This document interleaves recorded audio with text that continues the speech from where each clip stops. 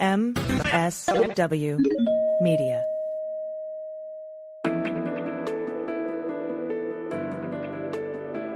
Spy Talk, a podcast at the intersection of intelligence, foreign policy, national security, and military operations.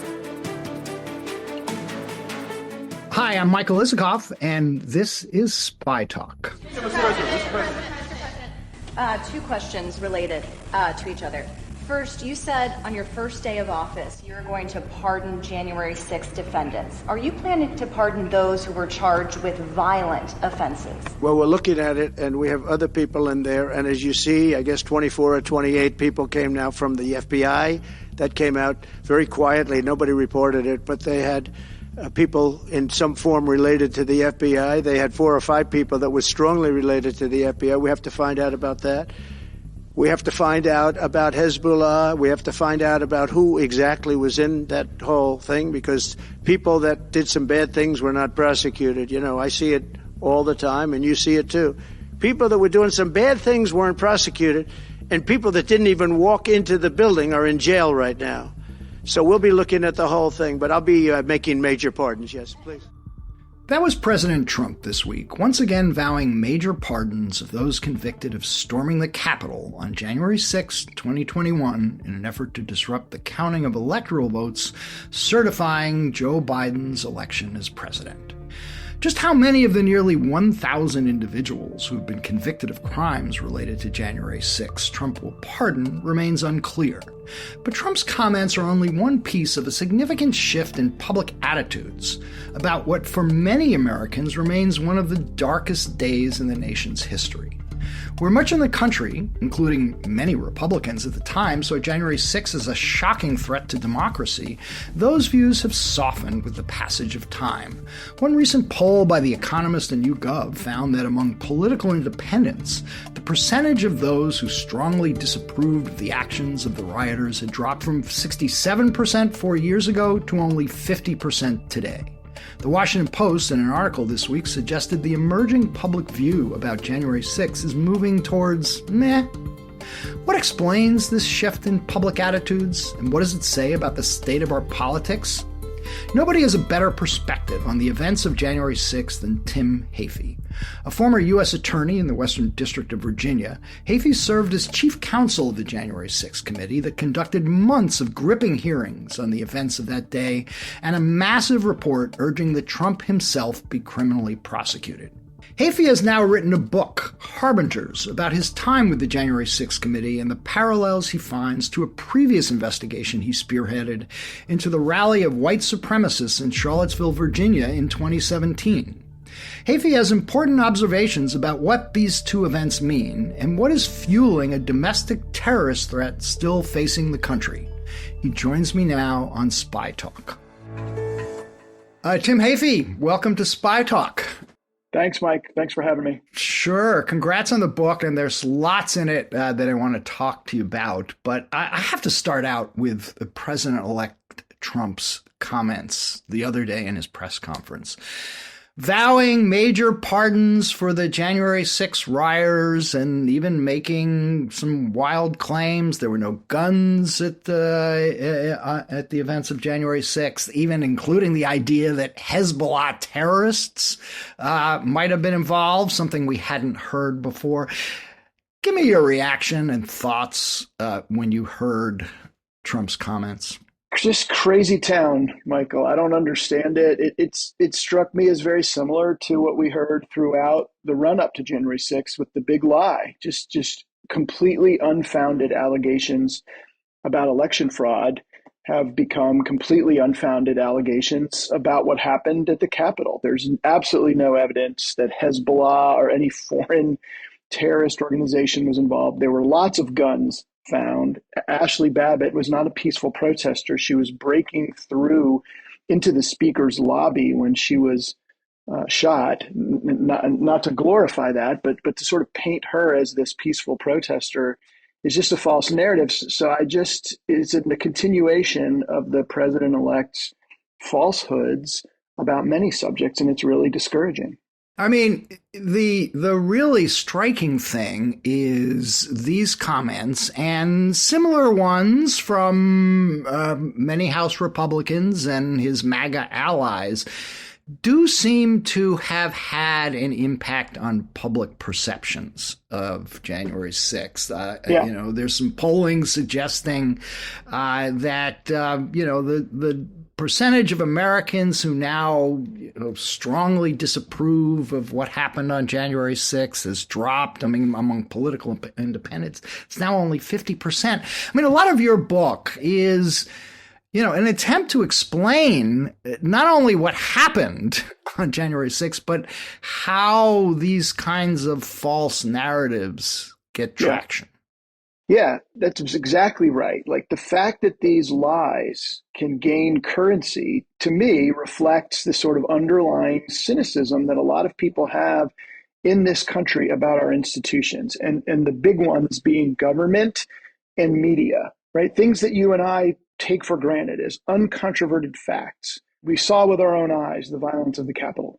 Other people don't trust the messenger. They didn't trust the select committee on which I worked. They think that they are somehow being misled by reporters like you, that all of that we take as, well, how could anyone dispute this?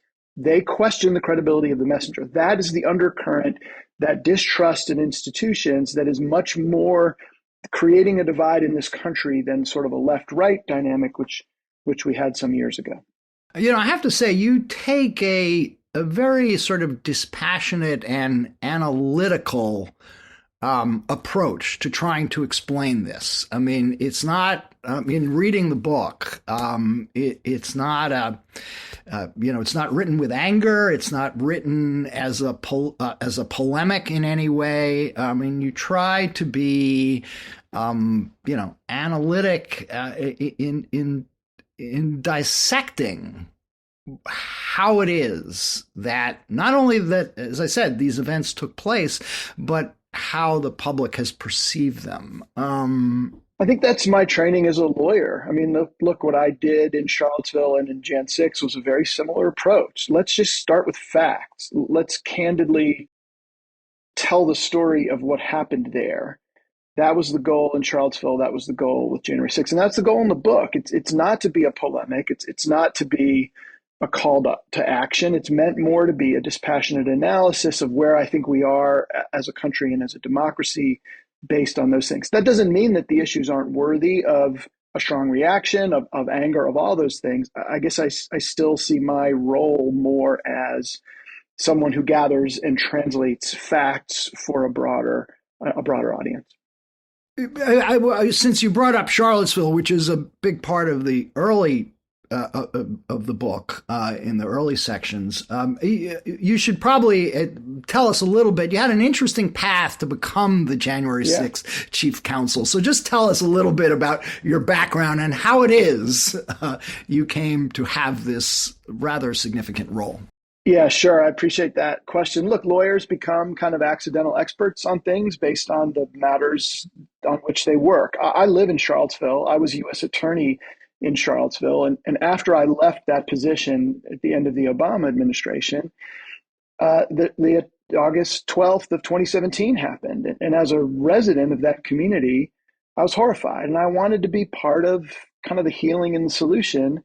So I reached out to the mayor and the city council, who I knew, and said, look, you ought to do some sort of after action and some sort of assessment about what happened, what went right, what went wrong. And they hired me and my then law firm to do that, to do an independent review. So I dove in and talked to people on all sides of that conflict, talked to cops, talked to politicians, talked to Unite the Right, alt-right participants, to anti-racist counter-protesters. And I wrote this long critical report criticizing my own client, the city of Charlottesville, for how they mishandled the event. Speed forward, 4 years. I'm sitting in my office at UVA. I was the general counsel of UVA at this point on January 6th. The parallels were immediately obvious. This was a horrifically mismanaged event. And when the select committee was formed, law school classmate of mine, Sean Patrick Maloney, was in the House Democratic leadership. he connected me to the speaker and the staff that was putting together the Gen 6 committee team. And since I had this sort of accidental expertise about mass demonstrations and political violence from Charlottesville, I was hired as the chief investigative counsel for the January 6th committee. So I have these, two seminal experiences looking at mass demonstrations that resulted in violence. You mentioned that your report on Charlottesville did criticize the city's handling of that rally of white supremacists. What were the criticisms? What did you find that was done the biggest wrong? one? Yeah, there are a lot of things went wrong. One of the biggest ones was it was not an intelligence failure; it was an operational failure. There was lots of information in advance of August 12th suggesting that people were coming specifically to stoke violence, right? The narrative from the alt-right was, we're just there to exercise our free speech rights. But they were intentionally provocative by marching through a liberal college town chanting, Jews will not replace us, with helmets and shields and spears, knowing that it would prompt a violent attack to sort of give them the ability to fight. And they just, for whatever reason, the police agencies, and it was the Charlottesville Police, the Virginia State Police, just did not adequately assess that and prepare. They looked at it as a free speech event. They were standing behind bike racks. They just weren't prepared to protect the community, and that's why so much violence occurred.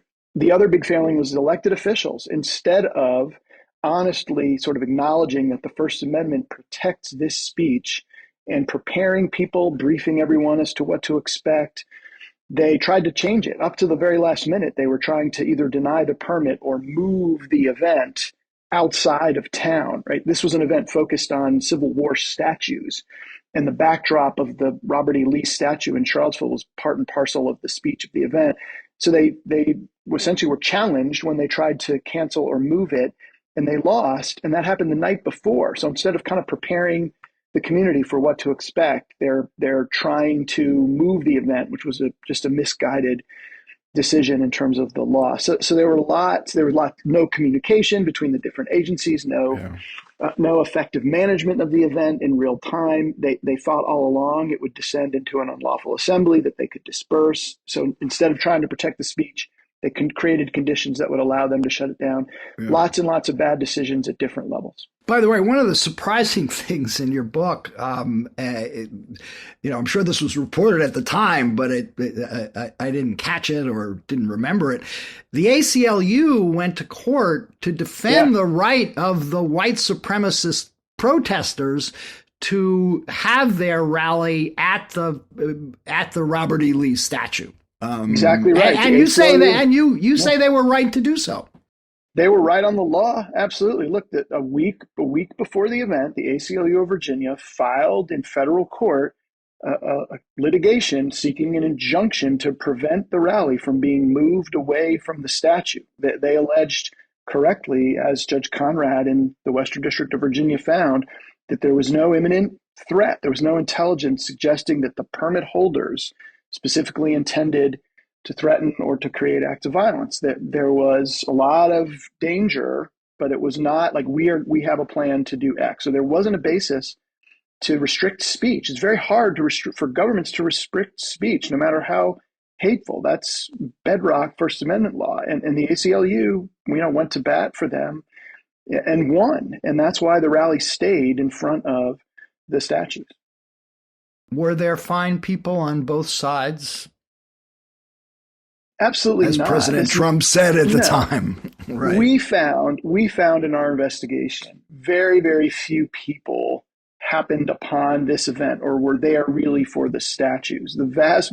I can't say there's a really careful accounting of everyone who was there, but certainly all of the intelligence and all the people to whom we spoke said this was an organized effort, lots of people coming from around the country and some from Charlottesville who were there to sort of express their hateful message of white supremacy, who were there to provoke a strong backlash from all of the anti-racist counter-protesters. This notion that this was peaceful and that there were people that were just there to talk about the statues that had no expectation of violence. There may have been a handful of them in the crowd, but that was a very, very small minority. Now, one of the points you make that was relevant to the Charlottesville rally and that carries over, and it's a parallel to January 6th, is the role of social media. Yeah. In allowing people of extreme political views to connect with each other and share thoughts, plans, and ideas they have to disrupt. Tell us a little bit about how significant that was in both Charlottesville and January 6th. Very, very significant. It's one of the real commonalities between them. The advent of these social media platforms have allowed like-minded people with relatively extreme views to quickly find each other, to connect, to make plans, to do things coming out of their basements, but into public view. It used to be much harder to do that. So the role of social media in quickly connecting and facilitating planning, very central to both events. The bigger issue, though, Michael, that I flag in the book is that we found in both Charlottesville and at the Capitol that so many people who were there exclusively get their information from their curated social media feeds. The biggest example of this is a man named Stephen Ayers, who testified in one of the select committee hearings about January 6th. Here's a carpenter from Erie, Pennsylvania, Trump supporter, was surprised when the president lost the election. So he started reading about it on Facebook. And the only information he got came through his Facebook feed, which, as you know, is essentially designed to promote information to users based on their prior engagement with the platform. So he's getting information about election fraud, increasingly extreme and false, because of the curated feed that is going to him. He then gets connected to an affinity group of other people that believe the election was stolen. Then he's at the Ellipse to come for what he thought was a Trump rally. Then he's at the Capitol. Now, I don't mean to paint him as a victim, because he made a decision to only absorb that information, some of which was clearly inaccurate. But so many people in this country now get their information through links in these curated social media feeds. They're not looking at balanced sources that present both sides. They're only getting stuff through these platforms that are designed to keep their interest and therefore promote whatever they have initially engaged with. And that's not the social media platform's fault either. That's just a reality that we need to deal with. That is the information ecosystem in which we live. And yet, just this week, we learn that Mark Zuckerberg, of the CEO of Meta, has removed fact checkers from Facebook and Instagram. We'll no longer have people who are going to do content moderation on what appears on these platforms.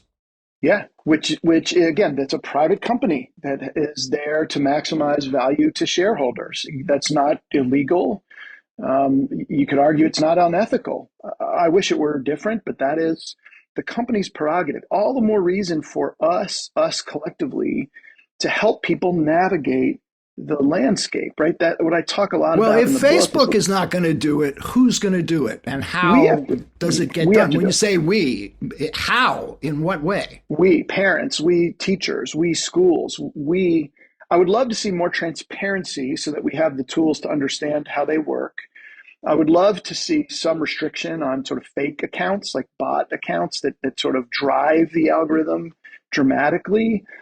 But we have to prepare, particularly our kids, Michael, to navigate this, to understand how this information is reaching them, to be educated consumers of the information, to do their own fact checking if the platforms are not. And that's what I just don't think we're talking about enough. I mean, Jonathan Haidt's book, The Anxious Generation, talks a lot about this, right? We're sending our kids, we won't send them to the grocery store because we're worried about abduction, but we send them out onto the internet and use these platforms that are much more potentially dangerous. I think that's right, and we need to focus on how to help people understand this landscape. But some people listening to you on this, might scratch their head and say, look, these are broad societal problems that, need cultural shifts to have the kind of changes you're talking about. And yet we have, a very clear domestic terrorist threat that is being fueled by this sort of activity. And, is there nothing that could be done legislatively or, by the government? If Facebook is not going to police what's on its content, who is? And that's I appreciate that question, but it's a slightly different one, right? What should law enforcement be doing with respect to their monitoring of content on these platforms? Another big part of my book is a common failure in Charlottesville on January 6th was the failure to operationalize primarily open source intelligence. There are a lot of reasons for that. One is that these agencies really don't share information effectively. We've got lots of different law enforcement agencies that are in silos and don't do a good job of aggregating and coordinating. I think the FBI puts undue restrictions on its own ability to respond to information that's open source. That was significant in your book. You say that the FBI is too is too appreciative or too reluctant to monitor social media postings for fear of in violating civil liberties and people's privacies. And you're saying they're going too far in that direction. Absolutely. Now, there's real reasons why the FBI, for years, they investigated, intimidated, surveilled political activists across the spectrums, and that there was a big pushback. I mean, from what J. Edgar Hoover did, that led to this reluctance, or in some cases, prohibitions on monitoring. Precisely. Media. Look, they have a terribly sordid history of essentially investigating people based on protected speech. That I'm not suggesting we throw that out or we disregard that. I just think the dial needs to be turned to a little bit more vigilance, because what happens is that the FBI cannot, under their own rules, and these are internal policies, not the Fourth Amendment or statutes, but the way that they have internally self-policed in the wake of these civil liberties problems, they take no action based on open source, protected speech, unless it is sufficiently specific and credible to justify opening a preliminary investigation. So let's say, for example, someone on Facebook posts a photograph carrying an AK-47 with the caption, "January 6th is 1776, see you in Washington." That is not directly threatening. That is not very specific, not necessarily credible. It goes nowhere. It doesn't get aggregated. No one goes and knocks on the door of that person and says, "You posted this picture. What are your intentions?" And I believe they therefore do not fully aggregate or appreciate patterns that emerge on these social media platforms. So I get it. It's not like you can just throw the doors open and give them carte blanche. I'd like to see them be a bit more proactive and lower that standard about what to do with information. So you want to see the FBI change its internal regulations on this? I would like to see them, yes, to turn the dial a little bit more, to give their agents the ability to do some proactive investigation based on things that they see on open source, without necessarily impacting free speech, but giving them the ability to lean forward and gather information more proactively. Well, yes. I mean, look, you say without inhibiting free speech, but if if something one posts on social media is going to lead to a knock on the door from an FBI agent, that could inhibit free speech, right? Yeah, no question. There's a tension here, and I get that. But I think, given how they keep failing at operationalizing this intelligence, and we're experiencing these horrific acts of violence, I think it's time to reassess that policy. I really do. Interesting. Well, look, this is a good time to take a break. And when we come back, we're going to talk to Tim about his experiences on the January 6th committee and some of the criticisms of how the committee conducted its business. And we're back with Tim Hafey. Tim, a lot of the controversy about the January 6th committee is how it was formed to begin with. Then Speaker Pelosi rejected two of the Republicans who the Republican leader, Kevin McCarthy, wanted to put on the panel, Jim Jordan and Jim Banks, because they were suspected of having communications with some of the rioters or being involved in some way.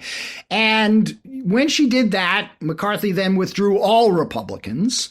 So the only two you had were selected by the Democrats, Liz Cheney and Adam Kinzinger. And look, I've covered congressional hearings, investigative hearings for years, Iran-Contra, 9/11, and there's always a majority and a minority, which with the minority, challenges the witnesses presented by the majority. You get different views. And look, you're a law enforcement guy. You're a former federal prosecutor. The premise of the criminal justice system is an adversarial process is the best way to get at the truth. That's the underlying premise of our entire court system. And yet you didn't have that with the January 6th committee. You had a completely united committee, all pushing the same narrative. In retrospect, was that a mistake? No, absolutely not. I don't think it was a mistake. It was a product of the minority leader, Mr. McCarthy's decision to pull back the three nominees or the three people he put forth who were not material witnesses. So to go back to the premise of the question, there were two of the five names that McCarthy put forth who were directly involved in the issues that the committee was tasked with investigating. And you can't, it just wouldn't make sense as a matter of law to have people who were personally involved in also participating in the investigation. But the other three were accepted by the speaker, and McCarthy's decision to then say, no, we're not going to participate. We're going to paint this as a strictly partisan. I think that was a strategic mistake. And I contrast it with what the Democrats have done with the weaponization, special committee in a Republican-led Congress to participate, even if they question the premise of the committee in the first place. I think that would have been wiser for Leader McCarthy. And then in terms of the way in which the adversarialness, I want to point out that all of the witnesses that we spoke to were very close to the former president, right? Were in his White House and in his family and in his administration. It was not like they were Democrats who were working with Democratic members of Congress and Liz Cheney to cook up some narrative, right? We were in the position of adversarialness to some extent every day when we were trying to extract information from reluctant witnesses who knew that what they were saying was going to negatively impact the person for whom they worked. So most of the questions that we had from key witnesses were kind of akin to cross-examination. Now, there were a lot of them that came forth and were willing to to talk about their experience. But again, they were all on the side of the other side politically from the chairman and the speaker and the people that formed the committee. Yeah, but you had no cross-examination of the witnesses in which a minority member could poke holes or show contradictions. And as a result, there was some testimony that has subsequently been challenged, particularly Cassidy Hutchinson and her testimony about Trump getting in the car with the Secret Service and, going ballistic and grabbing the steering wheel. That was refuted by other people who were there, yet it was put on by the committee, unchallenged by any member. And it gave the critics of the committee some ammunition to say, look, you're just pushing a partisan narrative here. Yeah, I totally understand. And had it been a fulsome majority and minority process, perhaps it would have had more credibility. But it did not evolve that way. Although we did have the two Republican members, they were aligned politically and on these issues with the Democratic members. So I take your point. All I can point to is the record and the aggressive posture in which we approached not only Ms. Hutchinson, but everybody, and trying to do our own attempts to corroborate and fact check and ensure reliability of the testimony and the report. And I think ultimately this is a question for history, right? I feel good about what we put forth standing the test of time as the findings are scrutinized historically. Yeah. Another criticism that has been out there is that the hearings were just a little too slick. You brought in the former head of ABC News, James Golston, to basically produce the hearings. And as you yourself write, the hearings were carefully scripted with each word subject to factual review. The hearings were timed to the minute to accommodate the schedule dictated by television networks that showed them live. A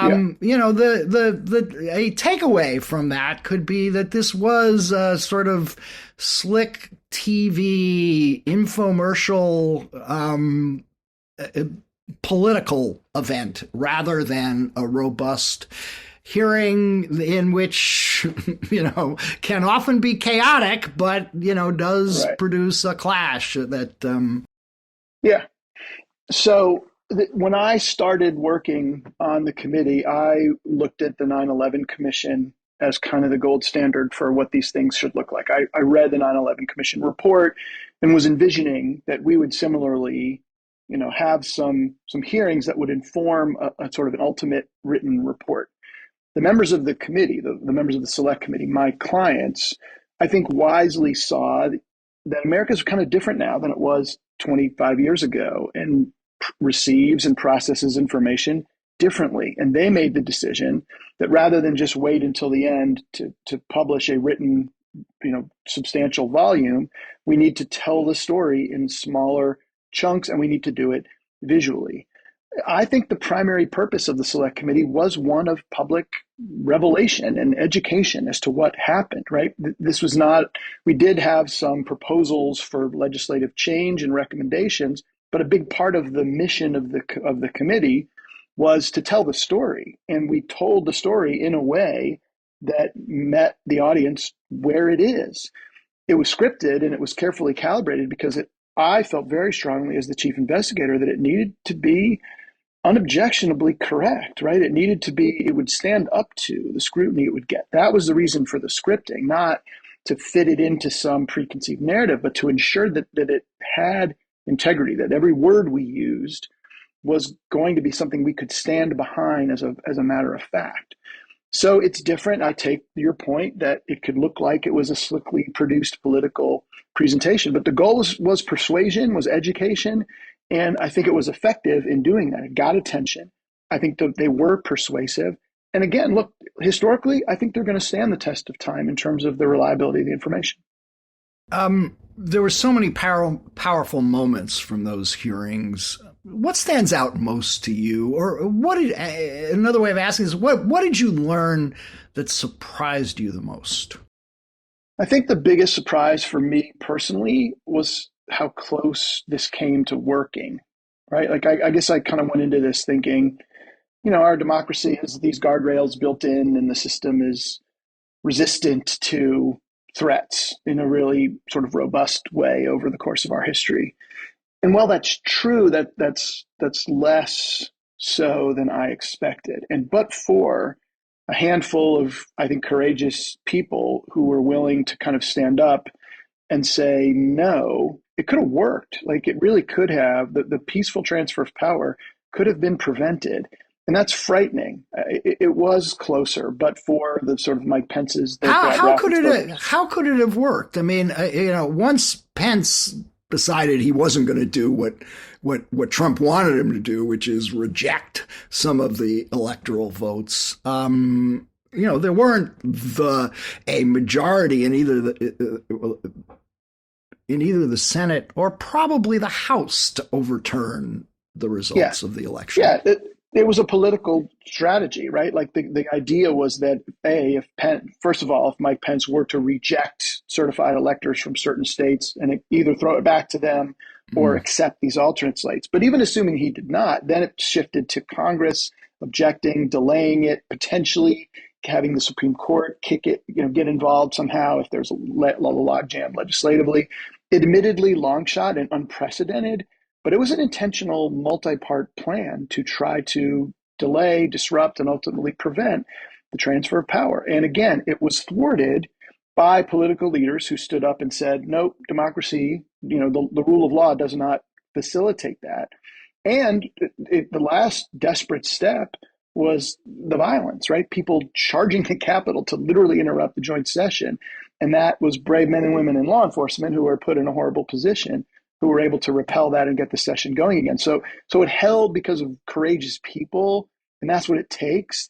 And one of the lessons in my book, again, is that democracy really comes down to that. People exercising good faith, willing to do the right thing, even if it is not in their political or personal interest. So as you no doubt saw a week or so ago, a House subcommittee headed by Congressman Loudermilk of Georgia has recommended that the Justice Department investigate members of the January 6th committee, in particular Liz Cheney, for improperly coercing or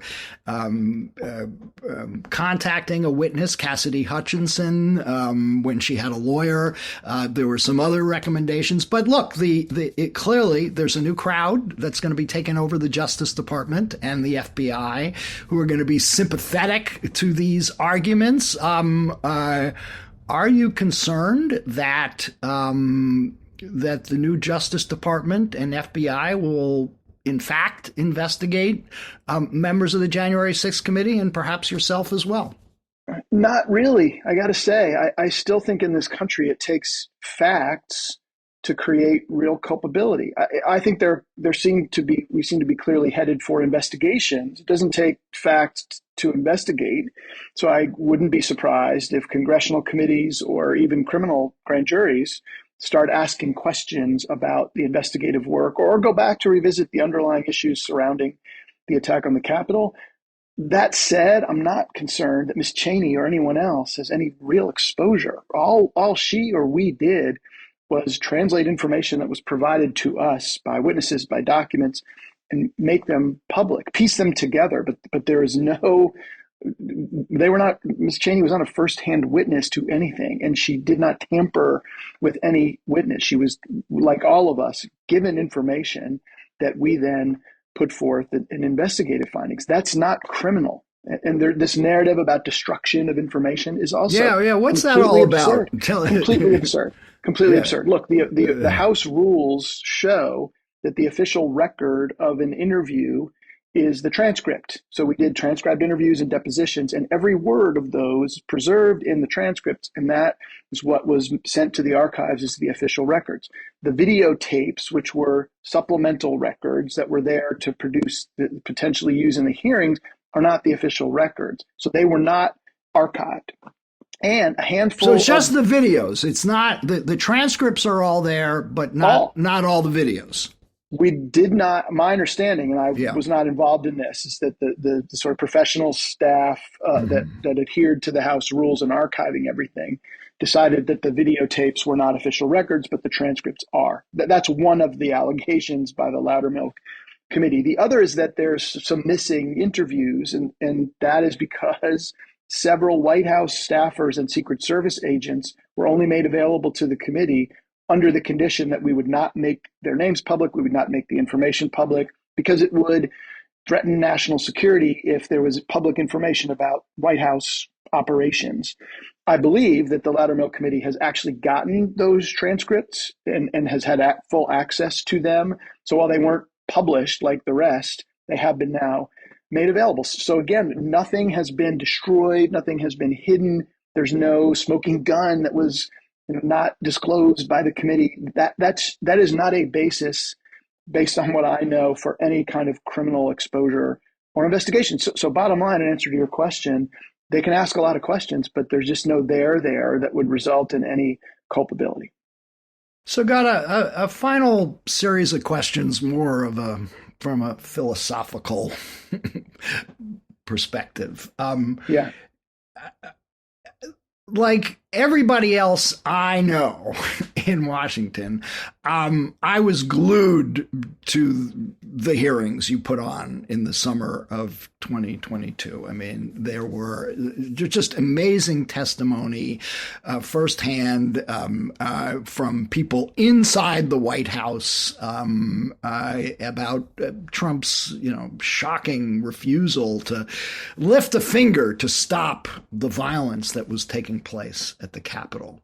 And yet, here we are in January 2025, about to see the inauguration of Donald Trump as president once again. Republican majorities in Congress, many of whom don't accept the findings of the January 6th committee. And the country, in a way, you could say, didn't either, because they elected the guy who you found primarily responsible for the events of January 6th. How do you explain that, and how does it make you feel? So I reject the premise that people who voted for Trump reject the finding that he's responsible for January 6th. I think there are a fair amount of people. If they accepted your findings that he incited an insurrection against the American government, it's hard to imagine how they could then vote for the guy. No, it's not, Michael, because I think the fundamental dynamic that largely explains the president-elect's victory is that there are a lot of people in this country that don't believe in institutions, that don't believe in the efficacy of government and want a candidate to lead the national government that will dismantle portions of it or will make it work, in their view, more for them. So you can't paint with a broad brush and say there's one factor that explains this. But when I look at Charlottesville, January 6th, and I try to, in that lens, interpret these results, I think there are more people in this country, it's broader and deeper than I anticipated, that want a president who is going to dismantle what they perceive as a government that doesn't work for them, who will take on elites, who will drain the swamp, who will dismantle the deep state, right? That is a broader, more broadly supported perspective than I expect. So I think there are a lot of people that don't like the president's morals or think he did behave potentially even criminally with respect to January 6th, but they still want a change agent as president because they're so frustrated at the way that the system works or doesn't work for them. So that's kind of my 30,000 foot explanation for the election results. I wouldn't see it directly as a repudiation of the findings of the committee or having really anything to do with January 6th. But is there something deeper in the American fabric about resistance to authority? And I was thinking about this a week or so ago when I went to see the terrific new movie, A Complete Unknown, about Bob Dylan. Yeah. And I don't know if you've had a chance to see it yet, but I strongly recommend it. But there's a scene, it's all about how Dylan goes electric at the Newport Folk Festival in '65. But a year before, he's singing "The Times They Are A-Changing." Right. And, I don't know if you remember one of the stanzas, "Come senators, congressmen, please heed the call. Don't stand in the doorway, don't block up the hall, for he who that gets hurt will be he who has stalled. The battle outside is raging, will soon shake your windows and rattle your walls. The times they are a-changing." Yeah. One could hear that and, hear echoes of what happened in January 6th. Now, absolutely, of course, Dylan was, most people were thinking at the time about the senators and congressmen who were blocking civil rights legislation for that was long overdue. A righteous and noble cause. But it is a reflection. But the people who were rioting on January 6th thought an election had been stolen. Exactly. Right. So I'm just saying, is there something in American culture, in our DNA, that is sympathetic, if not celebratory, about resistance to authority? Yeah. It's a good point and a good question. And I actually think that there's some foundation to this cynicism about the lack of efficacy of government. I write in the book that this problem that I define as the fundamental divide being between those who believe in institutions and those who don't, will not be solved top down by our elected officials. I have real concerns myself about the way in which our both federal and state legislatures work. They are drawn to be incumbent protection districts. The influx of money that primarily flows to incumbents discourage compromise and bring those people, those men and women, many of whom have good intentions, sort of prevents them from actually engaging, compromising, and solving the pressing issues of the day. So people see that and they get frustrated. And there's foundation for that. I don't mean to suggest that cynicism is misplaced. I think it actually has some basis in the distance that I am seeing between the what happens in Congress or what happens in Richmond, because I live in Virginia, and real people's issues and needs. So we gotta do something about this. That's broader than this president or any one elected official. It will be with us after he leaves and was with us before he got here. We also make a mistake if we ascribe too much of this to Donald Trump. I think he's recognized it and exacerbated it or exploited it, but he didn't create it. And it'll go on beyond him unless we address the underlying division. Well, on that note, Tim Heaphy, I want to thank you for joining us on Spy Talk. The book is Harbingers, and it's an important and very timely read. So thank you for having me. It was a great conversation. And yes, thanks for your interest in the book, Michael. Okay. I really appreciate it.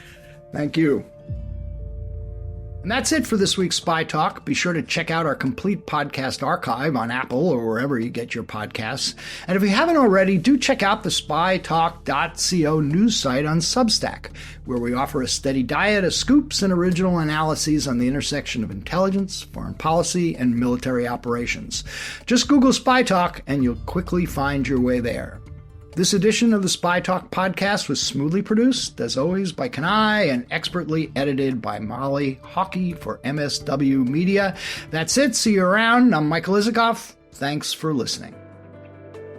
For more original reporting and insights like this, subscribe to spytalk.co on Substack and follow us on Twitter at @talk_spy.